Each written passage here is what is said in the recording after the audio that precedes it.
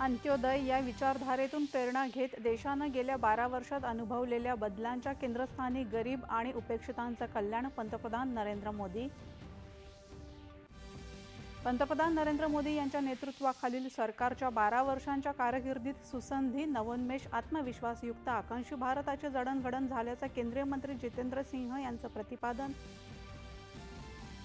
प्रधानमंत्री जन आरोग्य योजना ही सार्वजनिक आरोग्याशी निगडित जगातली सर्वात मोठी योजना लागू करणारं पश्चिम बंगाल हे देशातलं 36वं राज्य बनणार.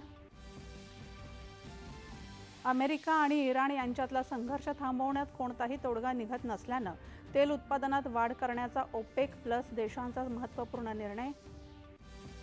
केंद्र सरकार विरोधात सामायिक रणनीती आखण्यासाठी विरोधी पक्षांच्या इंडी आघाडीची आज महत्त्वाची बैठक.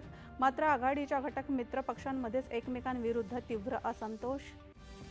राज्यात नैऋत्य मोसमी पाऊस दाखल झाला असला तरी किमान 15 जूनपर्यंत कमी पावसाची शक्यता असल्यानं शेतकऱ्यांनी पेरणीची घाई करू नये, राज्य सरकारचं आवाहन.